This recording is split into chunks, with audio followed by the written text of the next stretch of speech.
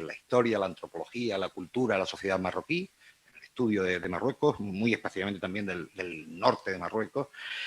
Una editorial con la que tenemos además una larga relación. Tenemos aquí a José Luis Gómez Barceló, que hace muchos años comenzó una relación del Servicio de Publicaciones de la Ciudad Autónoma de Ceuta, que ha copublicado, de hecho, con Bellaterra, muchos de los libros iniciales de la colección. Como te digo, llevamos ya una larga tradición de colaboración y de trabajo conjunto con una de las editoriales hoy más señeras sobre el tema que existen en el país, ¿no? En cuanto Laura nos llamó y nos propuso participar en esta presentación, que se va a hacer no solo en Ceuta, se ha hecho ya en Huelva, se va a hacer también en Marruecos, en Tánger, en Rabat, etcétera, pues nosotros estuvimos encantados en poder participar en esta presentación. El libro se articula en torno a un núcleo central que fundamentalmente intenta estudiar las movilizaciones que se desarrollaron en Marruecos con motivo de las llamadas primaveras árabes en torno al 2011, que en buena parte de la región magrebí o del Magreb modificaron de forma clara la fisonomía de la región. Podemos pensar Túnez o Egipto, las grandes movilizaciones de esos países que modificaron de forma decisiva, como digo, la fisonomía de esos países, ¿no? En Marruecos, fundamentalmente, fue el movimiento llamado 20 de febrero el que llevó a centenares de miles de personas a manifestarse durante meses a lo largo de todo el país, ¿no? De alguna manera lo que el libro trata es de indagar, de profundizar en el análisis de las tensiones políticas que se registraron y las formas de protesta y de rebelión que se dieron en el Magreb, muy especialmente en Marruecos, porque el libro está dedicado en su totalidad a los asuntos marroquíes, ¿no? De alguna manera la obra quiere desbordar ese límite o ese núcleo central de 2011 de las movilizaciones en torno a las primaveras árabes, quiere desbordarlo para hacer un análisis mucho más extenso de la movilización social en Marruecos a lo largo prácticamente de todo el siglo XX, ¿no? Fundamentalmente lo que se plantea es indagar en los factores que conformaron esa movilización, las similitudes y las divergencias que tienen entre sí las movilizaciones que se desarrollaron en Marruecos a lo largo de ese siglo, y estudiar también un poco los movimientos que las impulsaron, las reacciones que provocaron en las estructuras de poder, en las autoridades, y sus estructuras más a largo plazo sobre las estructuras de poder establecidas en Marruecos. El trabajo, en su conjunto, permite concluir que existe un largo ciclo de protestas que aunan factores locales específicos, factores estructurales de más largo plazo y más profundos, que de alguna manera van a conformar esa acción colectiva que va a expresarse de múltiples formas, ¿no? A lo largo del tiempo, ¿no? En un principio tenemos las grandes movilizaciones tribales, que tienen que ver con todo el principio del siglo, primero contra el propio Mazzén y luego contra los agentes coloniales, contra Francia y España, las grandes potencias coloniales en Marruecos, que va a movilizar a lo largo del norte y del sur de Marruecos diversos movimientos de resistencia, fundamentalmente quizás más conocido el Raisuni o el de Al-Bekrin posteriormente en el RIF, ¿no? También quiere estudiar el siguiente ciclo de movilizaciones que tiene que ver más con el nacimiento, una vez implantado el colonialismo en Marruecos, tiene más que ver con el nacimiento de un nacionalismo urbano que va a impugnar el dominio colonial y que va a empezar a plantear la lucha por la independencia y por la transformación de Marruecos como un ente independiente, ¿no? Una vez que este ciclo logra éxito y Marruecos tiene su independencia, fundamentalmente comienza otro tipo de luchas que tienen que ver con la propia dinámica del nuevo Marruecos independiente. Las luchas obreras se van a dar al principio de la conformación del nuevo Estado marroquí. Más adelante también jugarán un papel importante las reivindicaciones religiosas o político-religiosas, la aparición del islamismo en Marruecos y su movilización.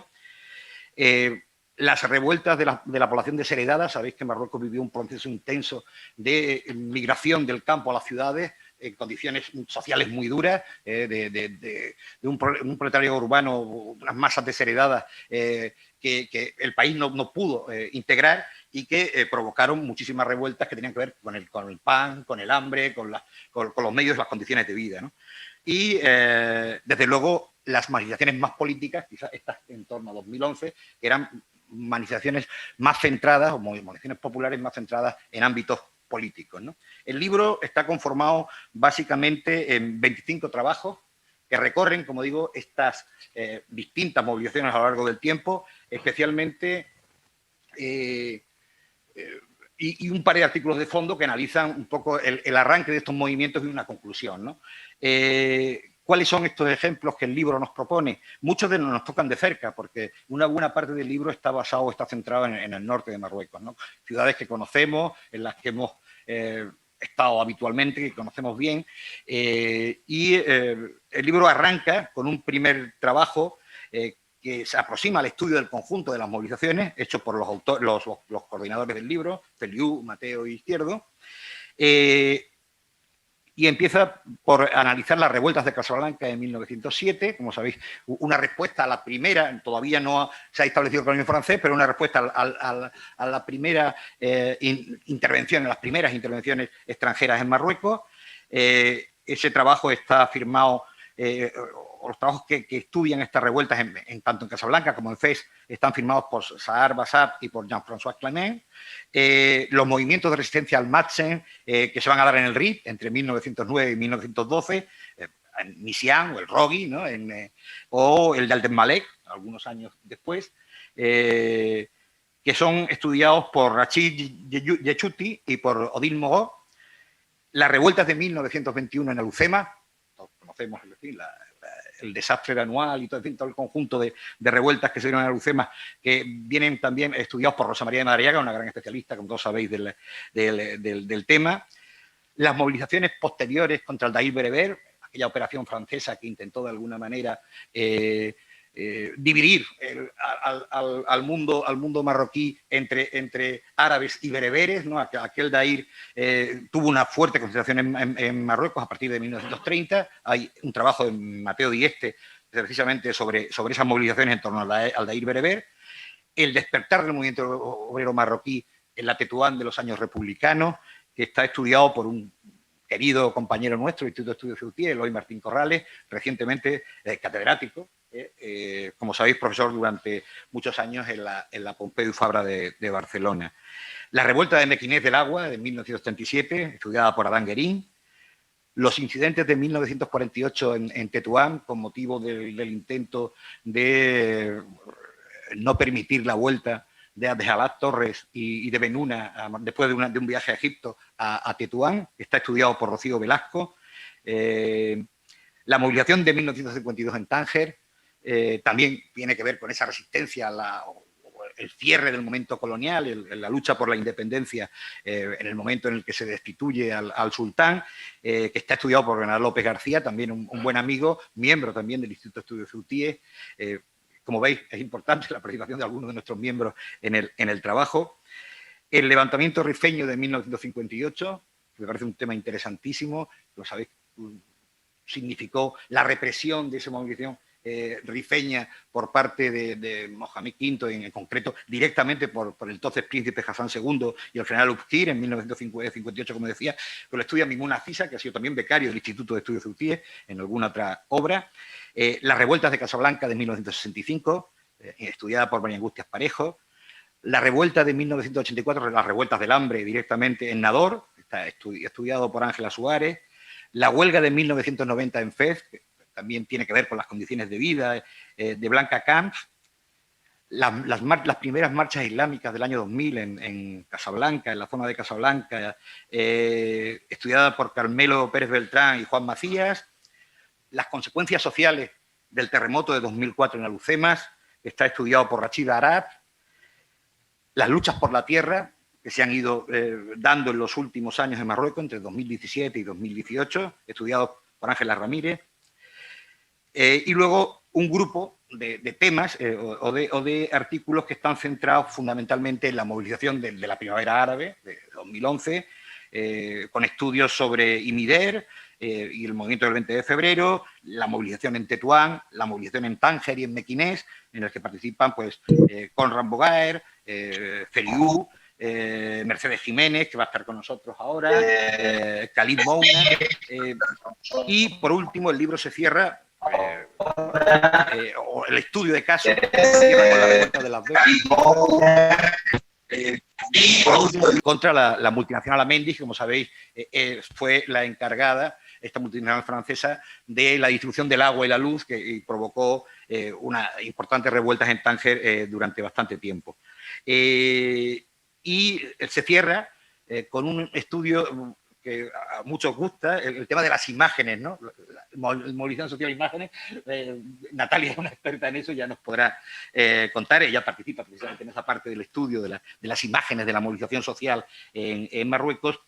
Y por fin el libro se cierra con un análisis global, también de los tres coordinadores, de Feliu, Mateo Dieste e Izquierdo, sobre una caracterización de esa movilización social en Marruecos durante un siglo.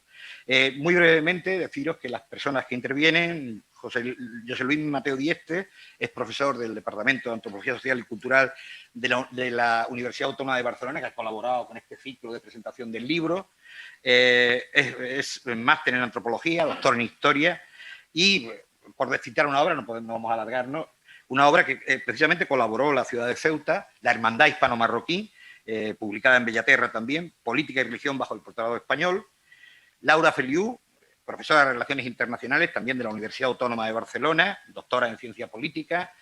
Quizá, por citar una de sus obras más características, El Jardín Secreto, los defensores de los derechos humanos de Marruecos. Ferran Izquierdo Bridge, que también es profesor de Relaciones Internacionales en la Universidad Autónoma de Barcelona, por citar también una obra suya, Poder y Regímenes en el Mundo Árabe Contemporáneo.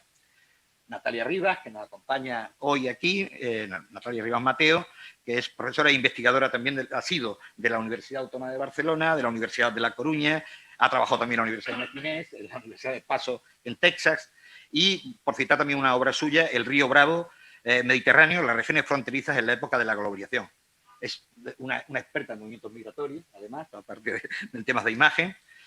Mercedes Jiménez Álvarez, que nos va a acompañar a través de Internet, que es investigadora de la Complutense de Madrid, de la Universidad Complutense de Madrid, y también ha trabajado en la Cooperación Cultural Española en Tánger, en ACRES en concreto, y por citar una obra suya también, Buscarse la vida, análisis transnacional de los procesos migratorios de los menores marroquíes no acompañados en Andalucía. Y por fin, como decía antes, pues tenemos la suerte también que en el libro colaboran buenos amigos nuestros, compañeros del Instituto de Estudios Ceutíes, como es el caso de Bernabé López, de Eloy Martín Corrales o de Mimuna Cisa, ¿no? Que han sido, pues, durante estos años miembros, compañeros y animadores de la actividad del Instituto de Estudios Ceutíes. Yo, sin más, mi misión es querer presentar un poco generalmente la obra, de forma general la obra, y les doy paso pues, a nuestros invitados de hoy.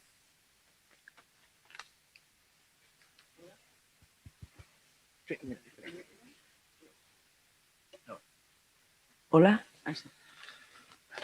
Buenas tardes. Muchas gracias a aquí los presentes y las personas que están a través de la pantalla. Estoy muy contenta de poder haber llegado aquí. Tampoco ha sido tan fácil como nos pensábamos, pero lo hemos conseguido.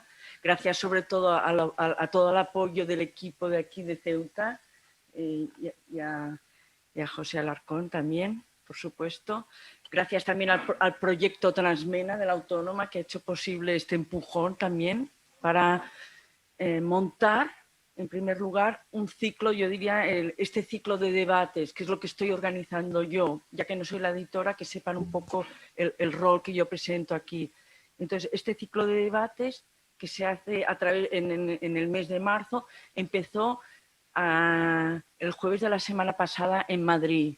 Hemos empezado montando una videoentrevista con María Rosa de Madariaga en esa mirada a la historia de Marruecos. Entonces ella nos dio unos temas claves para poder hacer estos debates, ¿no? No me extendré porque ahora no es el momento, pero nos dio esa mirada en retrospectiva de su propia biografía y de esa propia biografía retrospectiva de la longue durée de Marruecos y sobre todo muy centrada en el Marruecos, en el protectorado español, y también nos concedió muchos apuntes metodológicos y teóricos que aunque soy socióloga y no soy historiadora, pero yo creo que cualquier persona que esté trabajando en ciencias sociales y trabaje en ciencias sociales no debe olvidar, ¿no? Ella siempre lucha contra esa mentira histórica, buscar todas las fuentes posibles, los testimonios orales, los archivos en bibliotecas, etcétera. Resumen muy bien toda esa metodología que cualquier persona debe enfrentarse para hacer un trabajo así o contar con una revisión de un trabajo así. En segundo lugar, realizamos un segundo debate en Huelva. Yo le llamo como ventanas temáticas, sería otra ventana temática sobre el feminismo transnacional. O sea, si estamos hablando de movimientos sociales y estamos hablando de un feminismo a lo mejor que había más en la época de los años del plomo, que también era un tipo de movilización, o un feminismo de una movilización tal como se explica en el tema del feminismo de los años 2000 en Marruecos, entre ese feminismo más a la occidental y ese feminismo más que busca una identidad cultural islámica, etcétera, pues nosotros nos planteábamos qué está pasando ahora con un caso muy concreto, que era con el tema de las temporeras en Huelva, ¿no? ¿Qué tipo de demandas, qué tipo de luchas se están haciendo a nivel de terreno y si podemos ir más allá a nivel más transnacional con Marruecos? Ese era el segundo tema. El tercer tema era el tema del norte de Marruecos, que lo retomo ahora al final de la mirada a los ciclos. Después, el cuarto tema sería en Rabat, el jueves de la próxima semana, con la cátedra Fátima Mernissi, y sería buscar, como ellos dicen, los non dichos, lo no dicho, lo que falta en este libro, lo que hay detrás. No lo sabemos, todavía no hemos hecho esa presentación, vamos a ver qué tipo de debate nos genera. Y el último debate sería el viernes de la próxima semana, en Tánger, en una pequeña galería que lo haremos también online en el Marchand, que presentaremos de alguna manera la traducción del libro en árabe, pre-presentación, porque no está, o sea, está traducido, pero no está impreso, pero vamos a intentar ya buscar una prepresentación del libro. Ya en ese último debate abordaremos un poco más los temas de futuro, ¿no? Movimientos sociales, pero ya mirando más hacia no tanto una retrospectiva del pasado, un presente de tipo primaveras árabes, sino ver un poco ya los retos hacia el futuro. Eso entonces es donde se enmarcaba este ciclo tan amplio de ventanas que no son exactamente las que están dentro del libro, pero que eran debates que se estiraban y se generaban a partir del libro. Entonces, en día de hoy, la pregunta que yo entendí que se nos planteaba por parte de la organización aquí era cómo buscábamos una mirada transversal del libro a partir del norte de Marruecos. Bueno, el norte de Marruecos está totalmente presente dentro de este ciclo, ¿no? Ya nos acaba de explicar muy bien y yo creo que ya no repetiré porque ya ha explicado muy bien los temas principales, los capítulos, los lugares. Yo creo que ya ha estado bastante especificado, pero bueno, como podéis ver, Marruecos, el norte de Marruecos está muy claro, el Rif Oriental, Meknès, Tánger, 1952, 2011, 2015, Tetuán en 2 ocasiones, también hay muchos casos del Rif, etcétera. O sea que la zona, si queréis de alguna manera, la antigua zona española coge 12 casos, ¿no? de los casos del libro, o sea que ahí está bastante abordado. Entonces, esta perspectiva también del norte se explica también en el libro, yo lo recuerdo, está en la introducción, también está acotada y analizada de alguna manera. Lo acabo de mirar esta mañana, lo he visto en fragmentos claros de la introducción y de las conclusiones, ¿no? Esta idea del shamal o del shamalí o del norte dentro de lo que es las revueltas, ¿no? Por ejemplo, dice en la página 534, la revuelta suele observarse,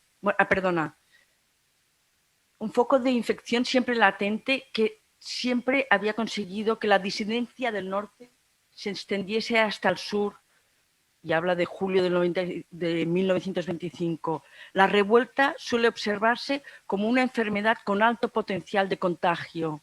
otras personas en otros lugares pueden considerar que también es adecuado revelarse. Ciclos de diferentes características afectarán estos territorios de la zona norte en diferentes momentos. 1958, 1959, 1984, 2000 o 2017 el Irak. Esta idea del chamal también sale con todo ese territorio fronterizo, para que veáis también que de alguna manera siempre irradia el contexto también de Ceuta, ¿no? Cuando se hablan de fronteras históricas o fronteras más actuales, en lo que son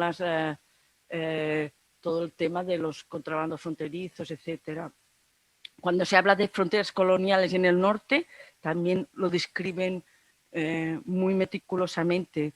Dice, los efectos de las fronteras coloniales también se traducen en conflictos diversos, divisiones del país por el sur, con el caso de Ifni y el Sáhara, por el norte, con la antigua frontera del protectorado, que otorgan al norte, al Shamal, particularidades y exclusiones de tipo político y lingüístico por parte del Estado central, que explota en la revuelta de Rif de 1958 y que se plasman también en divisiones políticas en el imaginario, donde el norte se presenta como hijos de España, Uletisbanía, en actos políticos, pero también en escenarios deportivos.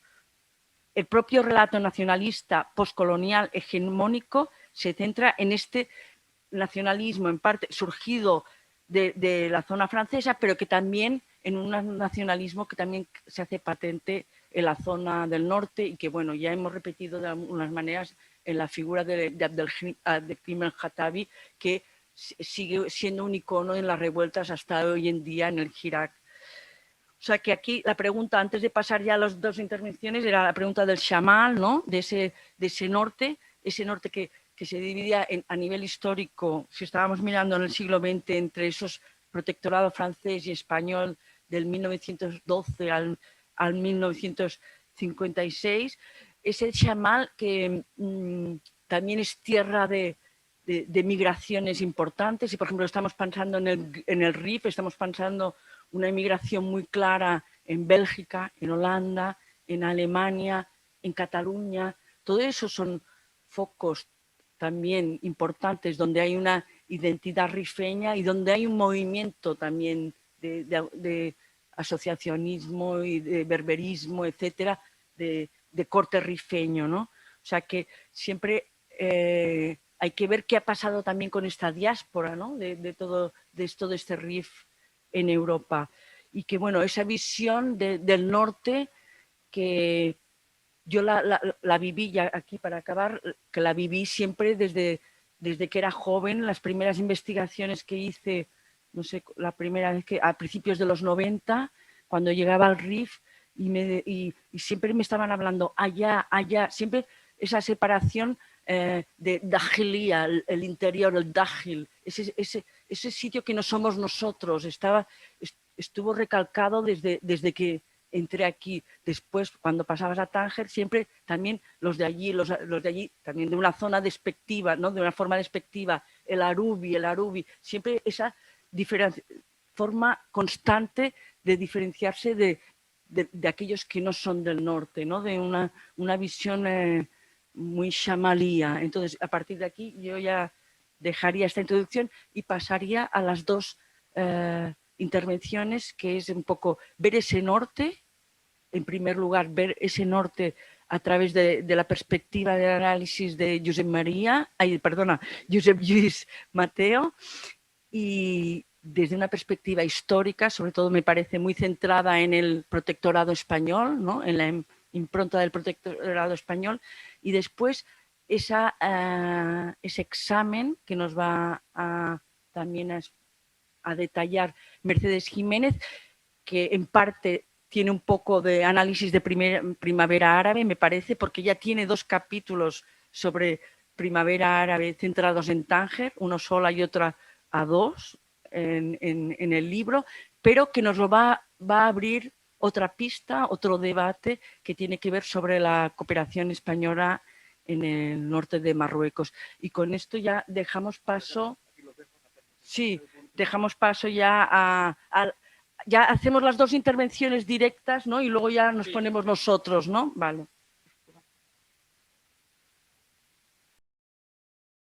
Sí, vale, pues si acaso voy empezando, perfecto. Bueno, en primer lugar, pues nada, gracias a la Biblioteca de Ceuta por acoger el acto, a José Alarcón también por esta, bueno, muy interesante presentación, ¿no?, que nos ha hecho del libro, un resumen excelente de lo que ha sido esta obra, que fue muy compleja porque había muchos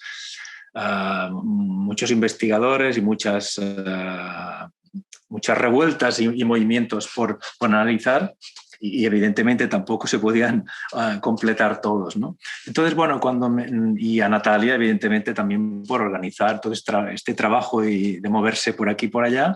Y cuando Natalia me comentó esta idea de hablar del tema del norte, me pareció una magnífica idea, porque es verdad que no es un tema que está tan explicitado en el libro, aunque bueno, has encontrado muy bien los fragmentos que aparecen en las introducciones y en las conclusiones, pero yo creo que se merece una reflexión como la que vamos a hacer ahora, ¿no? Entonces, bueno, lo que voy a hacer es primero una primera parte donde voy a explicar el porqué de esta división, ¿no?, de Marruecos en el siglo XX, básicamente a partir durante la primera mitad del siglo XX, por el establecimiento del protectorado, y luego pondré algunos ejemplos, ¿no?, de movilizaciones, revueltas, en los que se puede apreciar estos efectos, ya bien en el pasado o también en el presente desde la memoria, ¿no? Porque aunque me voy a centrar en la época colonial, también voy a hablar de algunos ejemplos de por qué esta división durante el protectorado ha marcado cuestiones postcoloniales de las revueltas de hoy en día, ¿no? Y empiezo con una anécdota como muy simple, ¿no?, pero me acuerdo de los primeros viajes que hice por Marruecos a final de los 90, pues una de las veces que estaba yo con mi coche en Tetuán, ¿no?, y recuerdo pues que al mediodía comí en un restaurante un pescado o algo acompañado de ese arroz que era una adaptación de la paella, es decir, un arroz con su azafrán de color amarillo, con su amarillento, con su pescado, es decir, donde se apreciaba la impronta de la presencia española. Y por la tarde, bueno, cogí el coche y nos fuimos ya, que buscábamos un piso, que estuvimos ahí unos meses en Rabat, y llegamos a Rabat por la tarde, y había ahí una serie de personas tomando algo así en la calle, ¿no?, y estaban tomando una bebida típicamente francesa, el pastis, ¿no? Y yo pensé, caray, esto, qué cosa más impactante, ¿no?, que en un mismo día ves esta influencia, ¿no?, del pasado a través de cosas muy cotidianas como de las que voy a hablar aquí, ¿no?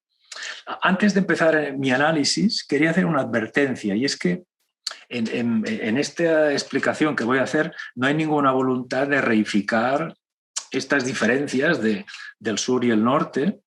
Es decir, casi, o sea, no quiero caer en la trampa de reproducir eventuales divisiones que en la época colonial se hicieron con el objetivo de divide y vencerás, ¿no?, de muchos proyectos políticos. Pero sí que es verdad que podemos medir los efectos de estas divisiones. Es observable, es perceptible a nivel material, en los espacios, en los monumentos, en las calles, en los cafés, y también de tipos muy, muy simbólicos. Y como ha explicado Natalia, que me ha tomado un ejemplo del libro que lo iba a poner yo aquí, con estas cosas del fútbol, ¿no?, que todavía hoy en día en campos de fútbol, los unos que proceden de la antigua zona española, pues les dicen a los otros Ulat França, y los otros les contestan que Ulat España, los hijos de España, los hijos de Francia, ¿no? Es decir, que esto ha llegado a un nivel cotidiano donde se ha transformado el efecto de lo político en el pasado en cuestiones muy diversas, ¿no? Bien, entonces, en 1912, y la cosa podría empezar antes incluso, pero bueno, por la influencia de Ceuta y Melilla y los peñones, ¿no?, es decir, la presencia española en el norte de África, que es de muchos siglos, ¿no? Pero centrándome puramente en el protectorado, pues el establecimiento del protectorado en 1912 generó, para empezar, unas fronteras físicas que separaron las dos zonas, aunque es verdad que había contrabando y había un un flujo entre las dos regiones, pero se establecieron unos puntos fronterizos que no estaban del todo controlados, pero tuvieron un impacto físico, ¿no? Luego se crearon una serie de fronteras políticas. Hubo tribus que quedaron divididas entre el sur y el norte, ¿no? Se creó en la zona española, se creó un Magsen, un estado que se llamaba Jaliciano, es decir, era la imitación de la zona francesa, pero tenía sus ministros, e incluso los españoles jugaron con el papel este del jalifa, alzándolo en muchas ocasiones como si fuera un pequeño sultán, ¿no? y convirtiéndolo en una figura simbólica pues bastante especial, ¿no? Al mismo tiempo también se creó toda una élite castellano parlante, que muchos de ellos se fueron a formar a España, ¿no? A estudiar a España. Y esto va a tener también sus efectos, ¿no? Luego hablaré de más efectos culturales de la introducción de la lengua española en lo cotidiano, ¿no? Pero esta burguesía urbana que fue formada muchas veces en España o en las escuelas españolas que se establecen en el protectorado y que paradójicamente va a ser la que va a construir a partir de los años 30 este nacionalismo del que ya nos ha hablado Natalia y que va a ser uno de los movimientos también anticoloniales con muchas contradicciones como veremos, ¿no? Luego, pues también hubo construcciones fronterizas políticas importantes, ¿no? Como la de separar el Rif de lo que era la región oriental y que luego, a posteriori, el Marruecos independiente también lo va a tomar, ¿no? Hoy en día hay una región que es como muy contradictorio analizarlo así, ¿no? Que a la zona de Alucemas, de este Rif díscolo con el Estado central, ahora resulta que está unido como con Tánger, ¿no? Con toda la zona esta de Tánger y separada del Rif oriental, y este Rif oriental está pues más unido a la zona de Oujda en estas divisiones administrativas actuales. Luego, en términos también políticos, fíjense qué importante fue las diferentes experiencias de esta separación de soldados que fueron reclutados por España o por Francia para luchar en los conflictos europeos. Es decir, en el caso de España, toda la recluta de miles de soldados de clases bajas, campesinas, humildes, que participan en la guerra civil del lado franquista y que esto va a tener un impacto muy fuerte también en esta historia del norte, mientras que en la zona, vamos a llamar sur para entendernos, ¿no? La zona francesa, pues en su caso intervinieron en la Primera Guerra Mundial y también en la Segunda Guerra Mundial. Y esto tuvo un impacto muy fuerte, es decir, que también se van a construir dos memorias de la participación de soldados en los conflictos y con las consecuencias que esto va a tener a la hora de cobrar o no cobrar pensiones, etc. Bueno, en segundo lugar, hubo una serie de efectos económicos muy fuertes. Los franceses hacían esta distinción entre el Maroc útil y el Maroc y lo otro, ¿no? Y siempre se ha dicho pues, que si a España le tocó esta parte más pobre y árida, hasta cierto punto es verdad, pero en la zona del norte pues, también tenía unas vegas y unas zonas agrícolas muy ricas, como la zona del Arache, y había las minas, que son de hecho uno de los objetivos principales del colonialismo al inicio del protectorado, por tanto sí que había una cuestión de esta. Pero es verdad que y Mimouna Aziza, que participa en el libro, lo analizó muy bien en un libro que tiene sobre el Rif, es que el protectorado español tuvo unas consecuencias más bien de pauperización y de estancamiento, a pesar del ampuloso discurso de civilización que tenía el colonialismo, ¿no? Y estas limitaciones económicas, junto a las grandes hambrunas que hubo, por ejemplo, en los años 40 hay unas hambrunas terribles, ¿no? Que marcaron también el imaginario, y estos factores económicos también condicionaron mucho las revueltas, ¿no? María Rosa de Madariaga lo explica muy bien en sus libros, que al parecer el estado de las cosechas conformaba si había más revueltas o no. El año que había peores cosechas, las revueltas eran más que en la época en que había mejores cosechas, ¿no? O sea que también tenemos estas cuestiones y que conformarán también una identidad del norte como una región que se va a sentir abandonada, y esto se va a exacerbar también con la época postcolonial y con los conflictos de los que hablaré luego, ¿no? Principalmente el que analiza también Mimoun Aziza en el libro, que es esta revuelta de 1958 y 59 que va a ser brutalmente reprimida. Pero digamos que estos factores económicos van a crear también esta conciencia del norte como una región marginada y olvidada, y que, insisto, se va a consolidar esto con la época postcolonial, ¿no? Bien, en tercer lugar tendríamos también unos efectos que podríamos llamar socioculturales de esta división, ¿no?, de Marruecos. En primer lugar, el idioma, sin duda, ¿no? Es decir, la influencia del castellano en toda la zona norte todavía se mantiene, es muy visible, aunque hay un retroceso y las nuevas generaciones, en comparación a las más viejas, pues se aprecia este cambio, pero hubo unas escuelas, hubo una socialización en castellano, y esto también conformó, como veremos, en algunos conflictos posteriores, ¿no? Luego, en el tema de la memoria, claro, lo que Pierre Nogent habla, los lugares de la memoria, pues es que estos lugares de la memoria permanecen, ¿no? La presencia de Francia, la presencia de España en el norte, en cuarteles, en los ensanches, en las calles, en los nombres, o en cosas increíbles, ¿no?, que para los que estáis en Ceuta pues lo habréis visto, ¿no?, que viajando a las cabilas o a las zonas de Yebala, de la montaña, ¿no?, que todavía existe la memoria.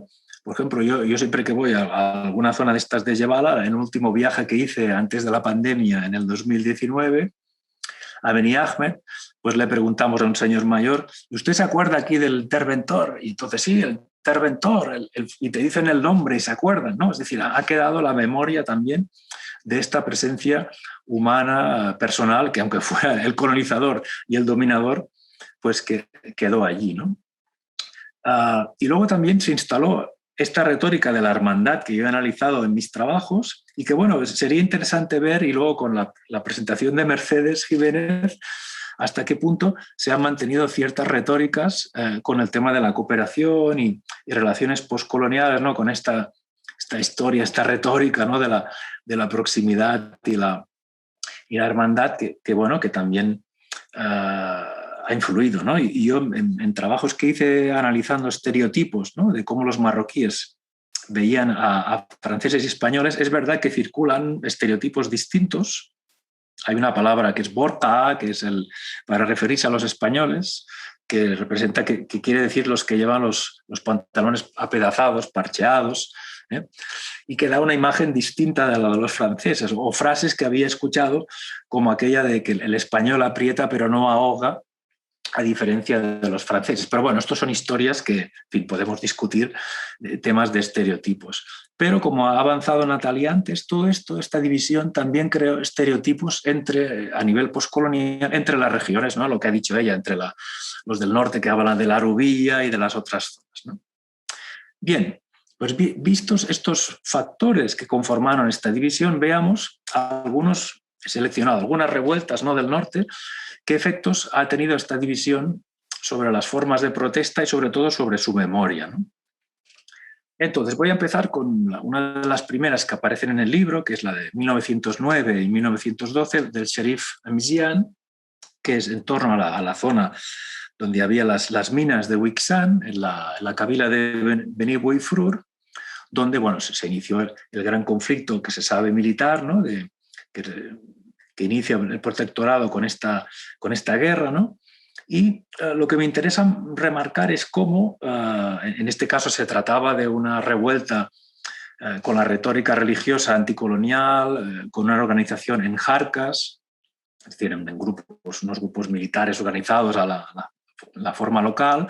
Pero lo que me interesa es de qué manera el personaje, el Cherif Amizian, ha quedado en la memoria para la actualidad, es decir, y es un tema que quería rescatar ahora ya, ¿no? En las manifestaciones que van a aparecer a partir del año de los 2000, sobre todo, en la primavera árabe o bereber, que podríamos decir también, y con el Hirak y los diferentes movimientos entre medio, surge sobre todo la figura de Abdelkrim, de la que ahora hablaré, pero también en muchas ocasiones emerge fotografías o la imagen, el recuerdo de este personaje del Sharif Amizian. Es decir, que los movimientos de protesta postcoloniales van a incorporar a muchos de estos héroes coloniales también en las canciones, ¿no? Hay una canción muy bonita sobre el Sharif Amizian que se canta hoy en día, ¿no? Bueno, el siguiente conflicto, la siguiente gran revuelta, analizada por Madariaga en el libro, es evidentemente la revuelta de Abdelkrim y de las tribus rifeñas, pero sobre todo de esta particular institución que es la República del Rif, que sin duda en esta larga historia del siglo XX es el fenómeno más atípico en el sentido de que se le da el nombre de república, de que es un paraestado y que crea una bandera y que hoy en día todavía despierta muchísimos fantasmas a través del movimiento rifeño actual, en el Hirak, cuando en sus manifestaciones enarbolan esta bandera. Y cuando decía fantasmas me refiero a toda la cuestión de si hay un movimiento independentista o no, que bueno, hay una gran discusión sobre ello, ¿no? Lo que parece claro es que el movimiento de Abdelkrim no era, y como lo dice Madariaga, que es la mejor conocedora de esto, en principio no era etnicista, es decir, no se abogaba por una cuestión étnica, sino que ha sido a posteriori que se ha tomado esta revuelta del 21 desde este punto de vista más étnico, que a mi entender es como producto de esta marginación del norte, que se ha ido encontrando en esta cuestión étnica una expresión de política, ¿no? ¿Y por qué digo esto? Porque es que la gran paradoja de los movimientos actuales rifeños es que reivindican a Abdelkrim, y Abdelkrim, que es un héroe anticolonial, pero tenía de todo menos de berberista. Abdelkrim introdujo con esta República del Rif un proyecto reformista, no voy a decir árabe porque no sería la palabra justa, pero en este reformismo islámico él quiere introducir de manera más fuerte la Sharia, la ley islámica, y eliminó, y esto el antropólogo David Hart lo demostró, la República del Rif eliminó el derecho consuetudinario bereber preexistente y muchas costumbres como el uso de coletas por parte de hombres, determinados peinados, es decir, que hubo un efecto de Abdelkrim muy paradójico, pero que sin duda ha tenido una importancia muy fuerte para el futuro, ¿no? Sobre todo, esta revuelta del 21 hasta el 27 va a coincidir en el espacio con la siguiente gran revuelta de la que voy a hablar aquí, que es la del 1958 y 59, que también se ha mencionado antes, ¿no? Es muy destacable esta revuelta porque tiene lugar ya una vez se ha producido la independencia.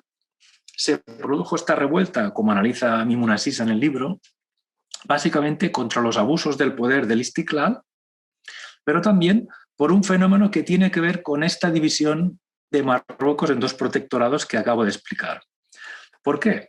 Porque según se cuenta, el Istiklal, procedente de esta zona sur, que eran arabófonos y francófonos, introdujeron en los puestos de poder a personas que excluyeron a los notables locales que hablaban en castellano y en rifeño, o mejor dicho, en rifeño y en castellano, aunque también conocían el árabe. Y esto les generó un sentido de exclusión y de marginación que se irá acrecentando con el tiempo, y más todavía cuando, como se ha explicado antes en la introducción, pues las FARC, las fuerzas les Forces Armées Royales, las fuerzas reales armadas, creadas por el general Mizian, otra paradoja, el general Mizian, que fue un general con Franco y que era el jefe militar de la zona de Galicia, que fue llamado por el rey Mohamed V para crear las Fuerzas Armadas Reales, y que son, digamos que podríamos decir que se estrenan en este levantamiento no es un levantamiento exclusivo del norte, es decir, en otras zonas del Atlas Medio se producen en este mismo momento revueltas, no es específico del norte, pero lo que sí va a ser específica son estos fenómenos que acabo de explicar, ¿no? De cómo la élite local, que tenía unas fidelidades y un clientelismo con las autoridades españolas, es decir, eliminado sustituido por estas otras élites, ¿no? Bien, entonces, en paralelo, hago un poco una pequeña vuelta atrás. Claro, hay que hablar del nacionalismo urbano que se ha mencionado anteriormente, ¿no? El nacionalismo urbano que se desarrolló sobre todo entre Tetuán y Tánger, ciudades del norte, en la zona occidental, básicamente entre 1930 y 56. No voy a entrar mucho en este tema porque el tiempo se va volando, pero sí que es verdad que lo que se ignora a menudo en la historiografía es que siempre se habla del nacionalismo marroquí como creado en la zona francesa y digamos que el nacionalismo surgió paralelamente en la zona norte, básicamente a través de Abdeslam Ben Nuna y posteriormente con Abdelhalek Torres, ¿no? Es decir, que este nacionalismo urbano tuvo una gran base en el norte, pero luego a posteriori lo que parece ser es que fue absorbido, digamos, por este nacionalismo de la zona francesa, ¿no? Todo esto generó muchísimas paradojas y ahí veremos cómo se junta esto que acabo de explicar del nacionalismo con la revuelta esta de 1958 en el Rif. Y es que, y ahí la política española jugó mucho con esta división entre la zona sur y norte, y es que en la etapa final del protectorado, el alto comisario García Baliño permitió, y esto lo sabemos, permitió que el incipiente Ejército de Liberación Nacional, que venía de la zona francesa y que también se constituyó en la zona española, se permitieron en la zona de Nador que se crearan campos de entrenamiento. Es decir, fíjense la paradoja, ¿no? En pleno protectorado, en la zona española se permite que el movimiento anticolonial, que también era antiespañol, se entrenara en Nador. Incluso el otro día leía que miembros de este Ejército de Liberación Nacional, a posteriori, años después del protectorado, le regalaron una daga, le hicieron unos regalos a Baliño en reconocimiento a estas cuestiones. Y entonces vuelvo a esta revuelta de 58 y 59. La represión fue muy fuerte por parte del ejército y encabezado por el entonces príncipe Hassan, ¿no? Y la represión de esta revuelta ha quedado también en el imaginario, como la del 21. Una de las cosas que mantengo es que en los movimientos actuales, el Hirak y otros, se ha transmitido de generación a generación, es decir, el espíritu de revuelta y de lucha contra o de percepción de una marginación respecto al Mahsen, en el caso del Rif, que ha ido pasando la memoria del 21 al 58 y la del 58 a la siguiente generación. Y luego, ahora iré terminando con otro ejemplo, como por ejemplo la revuelta de 1984, y veremos cómo enlaza también con los recuerdos de este pasado, de estas revueltas del pasado, ¿no? Es decir, que estas revueltas de la época colonial se van a acumular en la memoria y van a resurgir en las manifestaciones, especialmente a partir de los años 2000. Entonces, para ir finalizando, voy a hablar de los efectos postcoloniales y así enlazamos con la intervención de Mercedes. Es decir, que esta situación de esta diferenciación del sur y del norte y de estas especificidades que tienen lugar en algunas de las revueltas va a hacer que con la constitución del Estado independiente y la progresiva marginación del norte, justamente el norte vaya acrecentando esta identidad de exclusión. Porque además va a ser así. Y el Rif, después de esta revuelta de 58 y de 59, en que hay muertos, detenidos, encarcelados, no es casualidad que se va a producir, como se ha explicado antes también, la migración a Europa. Es decir, si analizamos las migraciones a Europa, proceden principalmente en esta época de los años 60 de toda esta zona del Rif, que primero va a ir hacia, bueno, que es Francia, Holanda, Bélgica, Alemania, y luego más tarde a España, ¿no? Hago un poco este salto para ir terminando a esta revuelta del 84 que se produjo en el norte, en diversos puntos del norte, por estas cuestiones, como se han mencionado, al aumento de precios básicos del pan y de otros, pero también por el aumento de las matrículas en las escuelas, que llevaron a que muchos estudiantes estuvieran al frente de esta manifestación. Pues bien, las manifestaciones se produjeron en Nador, en Tetuán, en Aljussema y en Alcázar-Quibir, también en Marrakech, es el punto que se dio en la otra zona. Pero básicamente se produjo aquí, ¿no? Y quiero mencionar un tema muy importante en este momento, que es que esto tuvo lugar en enero del 84 y a final de enero el rey Hassan II, ya rey, hizo un discurso en la televisión en el cual hizo las siguientes declaraciones. Dijo que los del norte eran, y utilizó el siguiente término, eran Aubash. Aubash se ha traducido en algunos núcleos como los apaches, yo lo traduciría como, bueno, una especie como si alguien me quiere luego ayudar con la traducción, pero vamos, los salvajes, es un término muy despectivo. Y dijo, en su discurso dijo, al Aubash, y empezó a enumerar literalmente, porque ayer me estuve mirando el vídeo y lo pueden ver por YouTube, dice Al-Aubash, Nador, Hoceima, Tetuán, Zarquibir. Es decir, que para hablar de los de Marrakech no dijo Aubash, porque luego separa a los de Marrakech, ¿no? Y en su discurso dice que los que llevaron estas revueltas dijeron los parados que viven del contrabando y que roban. Es decir, se estaba refiriendo también a la gente del norte, a los que viven del contrabando. Y en el discurso, antes que decíamos, para que vean que no es una invención nuestra de hablar del norte, ¿no? Dice, Anas di Shamal, la gente del norte, dice en su discurso, conoce al príncipe heredero y es mejor para ellos que no conozcan a Hassan II. ¿Y qué quería decir con esta frase? Quería decir que conocen en el norte al príncipe Hassan cuando lideró la represión de 1958-59 y es mejor que no me conozcáis ahora como rey. Y la represión en este año 84 fue brutal por testimonios que hay también de la época, ¿no? Se disparaba desde helicópteros, bueno, una cosa infernal, ¿no? Es decir, que todo este pasado colonial ha llegado muy vivo a los movimientos actuales y a las manifestaciones públicas, especialmente en lo que sería todo el movimiento rifeño.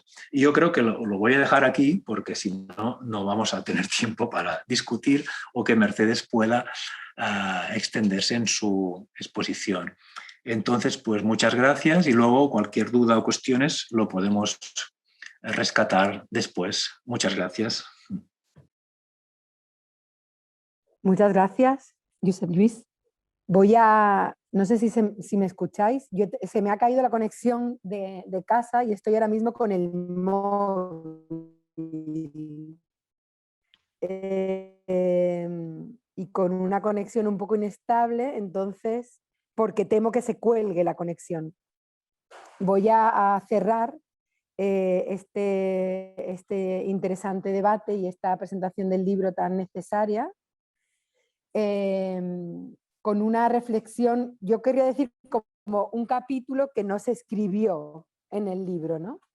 Bueno, primero quiero dar las gracias por la invitación a participar, a Natalia por organizarlo, a la biblioteca por acoger la iniciativa y yo querría complementar con una lectura como muy contemporánea de las dinámicas del desarrollo. Yo colaboro con un pequeño artículo sobre todo el movimiento 20 de febrero en Tánger y otro con mi compañero Anaf Asakia Bensbih con todas las revueltas en Tánger contra Mendiz y contra una facturación abusiva que se dio en el verano del 2016. Pero no voy a hablar específicamente de estos artículos, sino que me gustaría hacer una reflexión sobre una temática que como tal no está en el libro y que tiene que ver pues, precisamente con estas dinámicas asociativas, con las dinámicas asociativas vinculadas a la cooperación al desarrollo en Marruecos. Os hablo desde Tánger, hace 20 años más de 20, casi 22 años que yo llegué y de alguna manera en el año 97 yo llegué a Tánger vinculada pues a este proceso que se había iniciado en el año 95 de todo el proceso euromediterráneo y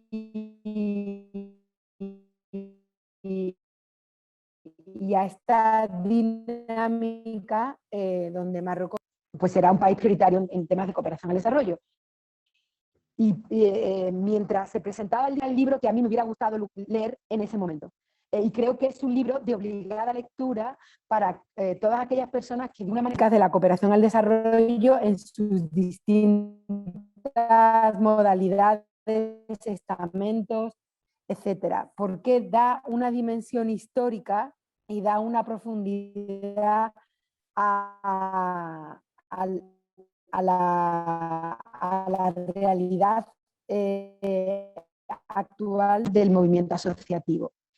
No voy a hablar de la cooperación internacional al desarrollo porque hablamos de un proceso largo, de más de casi 30 años, de un entramado complicado, donde hay una parte institucional que pesa mucho, porque al fin y al cabo cada país tiene su agenda. Y yo, pues, soy antropóloga y de los intereses que muchas veces vehicula los procesos de la anécdota. Me parece interesante partir de que el Estado español fue receptor de AOD, de Ayuda Oficial al Desarrollo, hasta los años 80. Y poco tiempo más, o sea, en el año 2000, en 20 años, de repente el Estado español pasa a ser uno de los países que más aporta en su PIB, sobre todo a la cooperación multilateral. Entonces se recorre un camino demasiado rápido y de hecho actualmente no se cuenta con una cooperación al desarrollo, aunque sí hay instituciones y ha habido intentos de articular una cooperación al desarrollo sólida, pero responde mucho a los intereses políticos y muchas veces la cooperación al desarrollo, y en concreto con Marruecos, y en concreto en el norte, pues tiene toda una herencia colonial, muchas veces no mencionada porque falta muchas veces la lectura histórica, que creo que libros como Un siglo de movilización social en Marruecos, podría aportar. Yo creo que este libro debería ser eso, pues de obligada lectura para cada coordinador o coordinadora que llega a la Oficina Técnica de Cooperación a Rabat. Como reflexión, yo sí me voy a centrar en cómo a partir del 2011, de cómo el movimiento 20 de febrero y de toda la movilización de jóvenes en las calles, especialmente lo que yo más conozco es Tánger y es el norte, supuso un punto de inflexión y una oportunidad para toda aquella, para los proyectos de cooperación al desarrollo que se estaban llevando a cabo en ese momento. Hubo que hacer un ejercicio para armonizarse con las reivindicaciones que había en la calle y con lo que supuso pues eso, un movimiento social donde en todos todos los aspectos del movimiento feminista, los jóvenes, el movimiento islamista, estaba en la calle exigiendo un cambio, ¿no? Entonces esto supuso una oportunidad, supuso una manera de intentar pensar de otra forma la cooperación al desarrollo, porque muchas veces pues, en la cooperación se han vehiculado discursos compasivos, muy superfluos, muy simplificados, ¿no? A la hora de entender la complejidad de los fenómenos sociales, ¿no? Y se han creado como personas, objetos de compasión, pues, ¿no?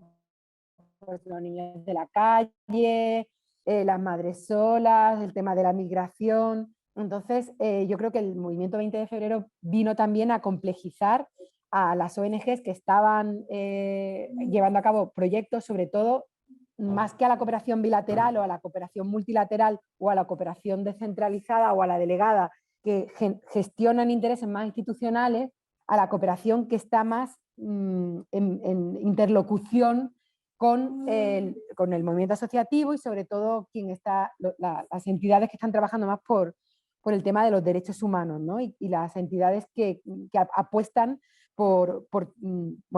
y que apoyan los diferentes, pues eso, el ejercicio de las libertades individuales y todo el panorama de las asociaciones que están trabajando por los derechos humanos en Marruecos.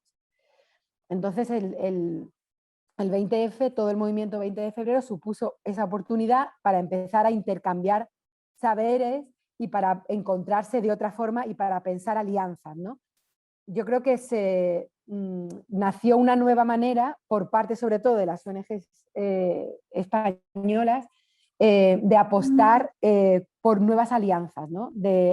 Para entender esa ejecución y esa implementación de los derechos humanos. Por otro lado, también muchas veces la cooperación pues vehiculaba demasiados intereses, muchos intereses vinculados al tema de la migración, y sí que es cierto que se implementaron una serie de proyectos donde se hablaba de la prevención de la migración, muchos vinculados, por ejemplo, al tema de los menores extranjeros no acompañados, ¿no? Que es un tema en el que yo he trabajado con mucha profundidad y que conozco bien, y que sí que criticamos cómo se utilizó y se instrumentalizó la cooperación al desarrollo de forma muy politizada, para construir centros de repatriación de menores, que nunca pues, se construyeron los centros, se gastó como 10 millones de euros en diferentes iniciativas, pero después no se implementó ni se hizo un seguimiento ni se evaluó. Y entonces se ve pues eso, cómo al final la cooperación vehicula los intereses pues en este caso del Estado español, ¿no?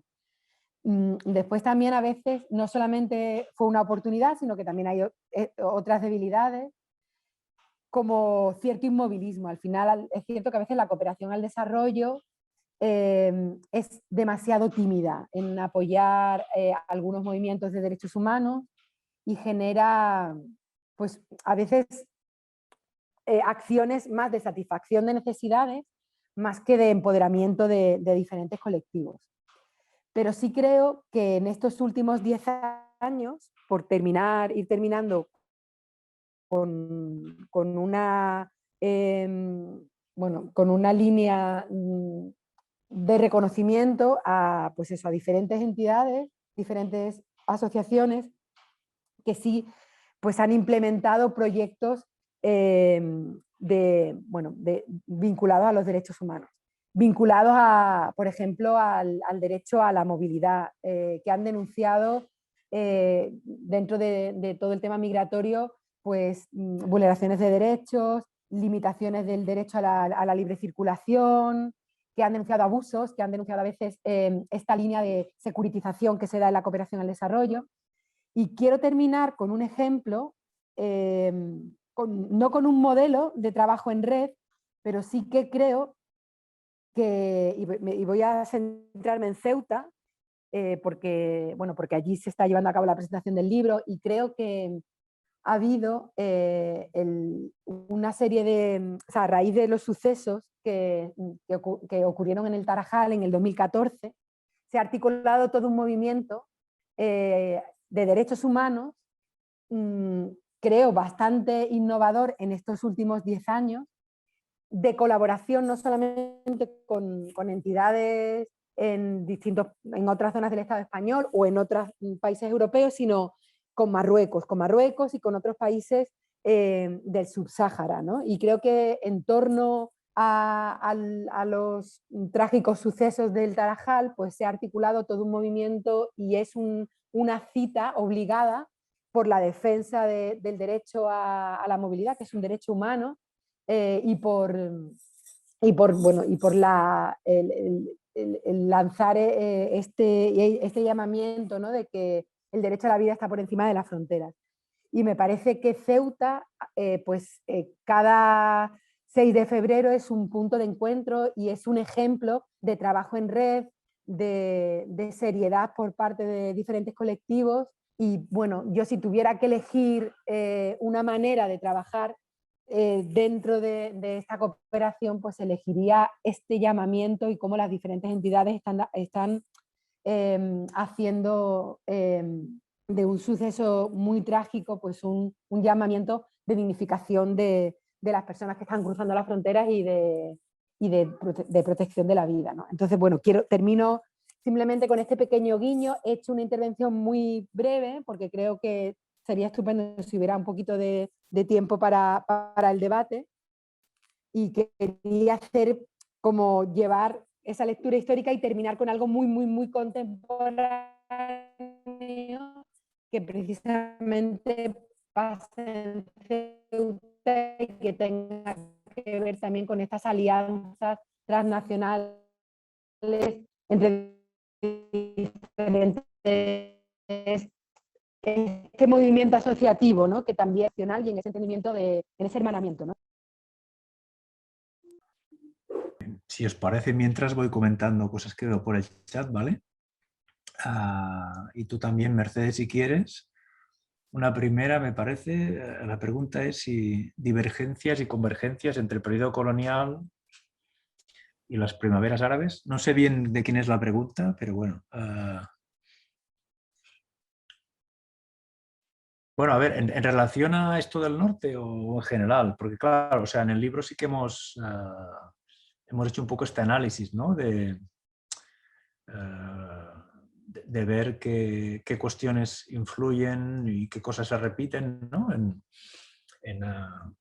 Claro, evidentemente, colonial y poscolonial los contextos son muy distintos, ¿no? Y el tipo de discursos también son distintos. Es decir, en la época colonial pues hay un discurso centrado sobre todo en lo que hemos analizado, movilizaciones que tienen una retórica, bueno, en un primer momento de tipo religioso o por liberar el territorio de la conquista externa y con revueltas, como he dicho, como la del Amisián o la que se producen en otros lugares de Marruecos, donde se activan las estructuras tribales en zonas rurales, digamos, con discursos religiosos, pero básicamente por este segmentarismo tribal.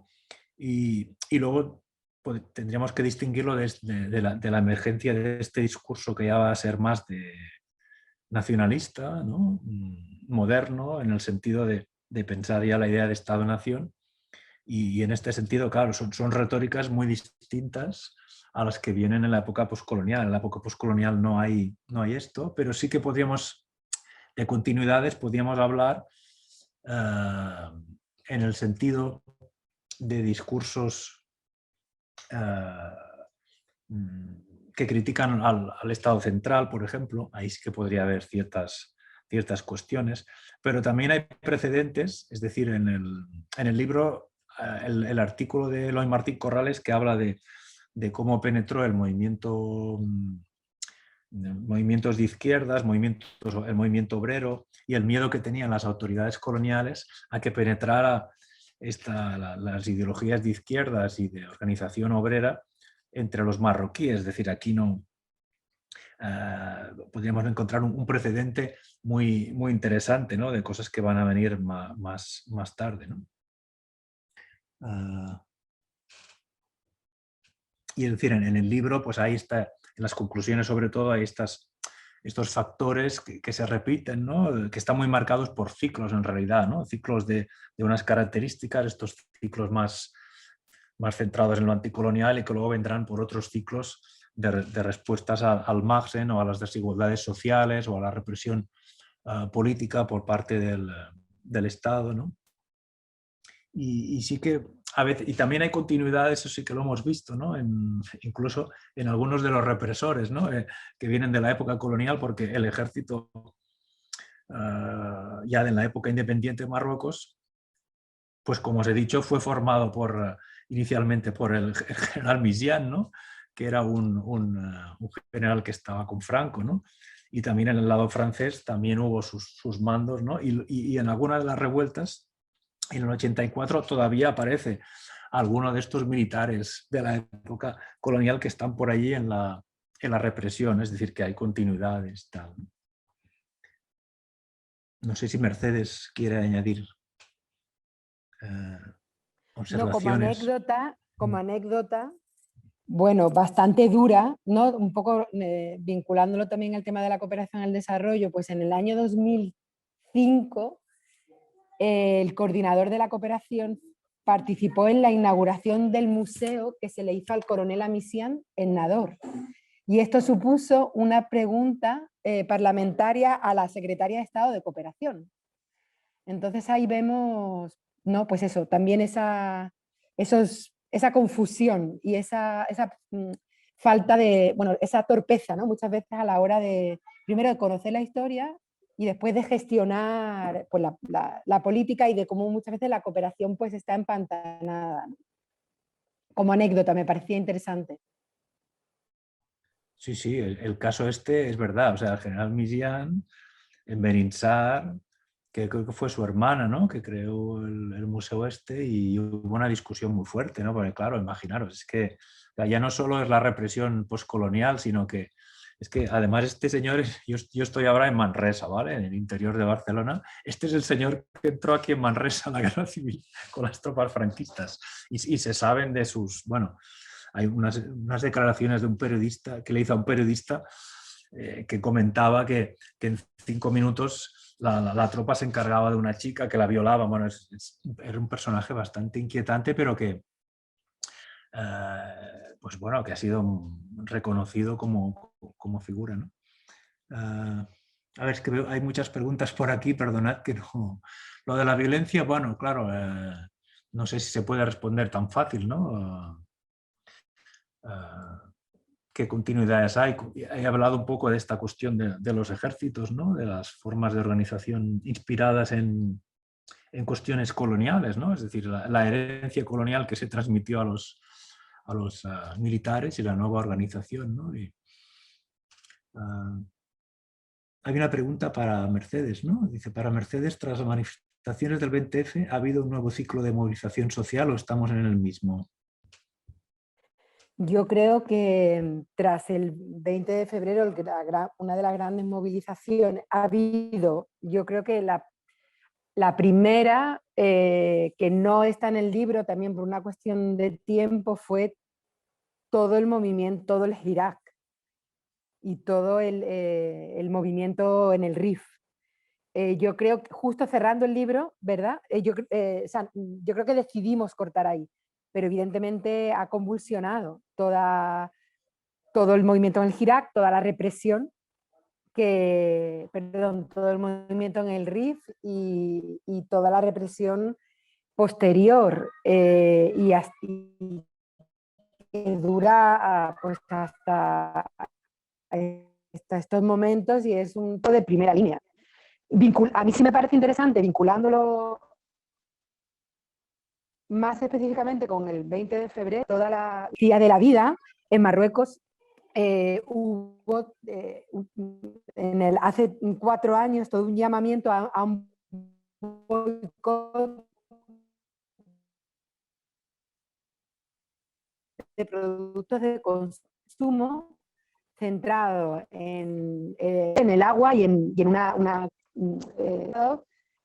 pues a el Parlamento. Y entonces sí que esto tuvo un impacto enorme en estas empresas, en estas multinacionales, y yo creo que puso de manifiesto la capacidad del consumidor organizado, ¿no? Y muchas veces yo creo que a todo este movimiento no se le ha dado y no se ha estudiado, con NAFSA aquí, y hicimos las movilizaciones en Tánger, hicieron en un mes hacer un gabinete de crisis, tener que cambiar la factura.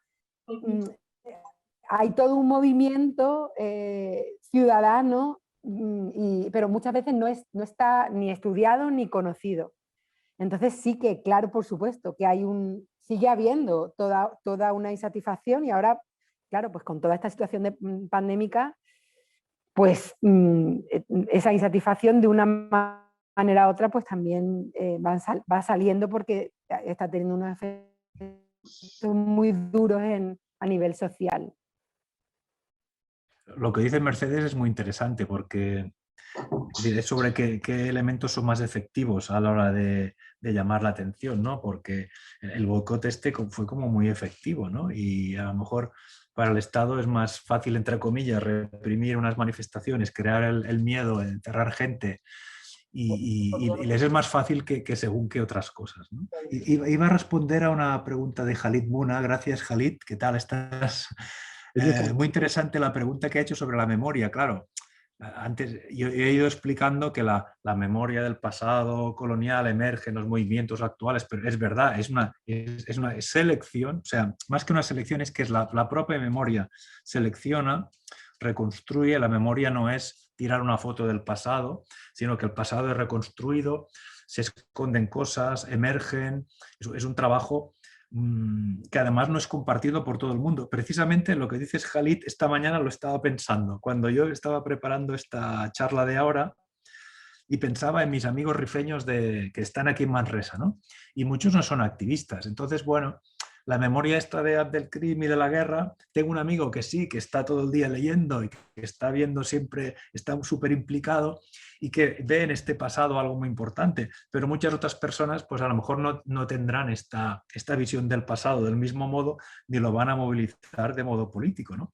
Y este modo construido de la memoria se podría explicar con el ejemplo que he puesto al principio, ¿no? De cómo esta memoria toma a Abdelkrim como el héroe, que ahora es el héroe rifeño, pero que estrictamente la memoria obvia esta parte del Abdelkrim reformista, que estudia en la Carouyin, que tiene un proyecto de unificación que desmonta muchas estructuras amazigh previas, y esta parte no es que sea, no forma parte de esta memoria, ¿no? Es decir, efectivamente, como dice él, comparto la idea de que la memoria siempre se reconstruye en cada generación, ¿no? Pero es verdad que ha jugado un papel que a mí me ha impactado mucho, ¿no?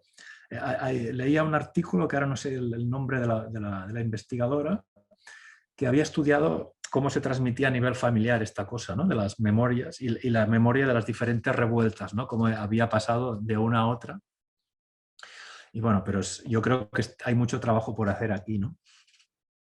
Pues no, una curiosidad que yo le pregunté sobre el tema de la violencia a la entrevista de María Rosa, que me gustó mucho. Ahora yo os lo diré lo que recuerdo, pero ella lo explico muy bien, porque como estaba tan metida todo en el tema de la hiperita y del uso del gas y todo esto, ¿no? Bueno, porque en la guerra del Rif y tal, y ella hablaba de que esos españoles militares que querían hacerse también un poco los modernos en eso y usar pues nuevas tecnologías, etcétera, ¿no? Y entonces ella, ¿cómo lo veía, ¿no? Ese uso de la violencia respecto a una lectura más actual, ¿no? Si es esa idea de si es una violencia más limpia, más tecnológica, etcétera. Y bueno, me pareció muy interesante cómo lo explicaba, que al final pues bueno, fueron los primeros ellos, antes que los alemanes, ¿no? Que usaron este tipo de tóxicos, y como esto también, bueno, hay una lectura también hoy en día de usar unas formas más tecnológicas avanzadas a nivel tóxico, etcétera. Si esa violencia es más limpia, es menos violencia o es más violencia, entonces, bueno, sigue siendo violencia igual, ¿no? Bueno, me pareció muy interesante cómo ya habría este debate, una aclaración solo sobre el comentario de la violencia, ¿no? De esos usos extremos de la violencia. No sé si... Bueno, yo creo que lo que sí que te lo puedo enlazar es con lo de la memoria, porque hay un fenómeno muy interesante que es como en los movimientos asociativos también, que criticaban el colonialismo, pero también con la revuelta del 58 en el Rif, que hubo un momento que se mezcló la protesta la idea de que el lanzamiento de bombas químicas en los años 20, durante la guerra del Rif, había provocado más cáncer en la zona, ¿no? Y entonces hubo asociaciones que querían reivindicar esto. Y al parecer se mezcló todo con el fenómeno de que también se sospecha de que se tiraron bombas químicas en la revuelta sobre todo, bueno, en enero del 59.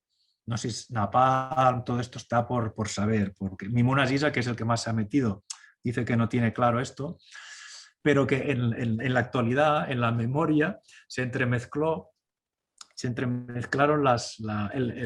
los efectos cancerígenos, que no se sabe muy bien si era lo de los 20 o lo de los 50. Y entonces yo creo que el Estado marroquí hubiera dado más la lata con este tema, pero no se metió mucho porque se podía mezclar con lo del 58-59. Esto me parece interesante como idea, no sé si se entiende, ¿eh? Es decir, que a lo mejor si no hubiera habido esto del 58, el Estado marroquí hubiera sido más beligerante al protestar contra lo de los años 20. Pero ahí hay una cuestión muy interesante también, ¿no? Sí, si os parece, vamos a ir cerrando, básicamente porque estamos muy cerca del toque de queda. Desgraciadamente seguimos teniendo limitaciones y tengo que acompañar a Natalia, en fin, y necesitamos un poco de tiempo. Si os parece, si no hay más preguntas, lo dejamos aquí. Agradecer enormemente desde la Biblioteca de Ceuta vuestra participación, la presentación del libro hoy en Ceuta y, en fin, pues quedamos a vuestra disposición. Gracias. Adiós. Hasta luego.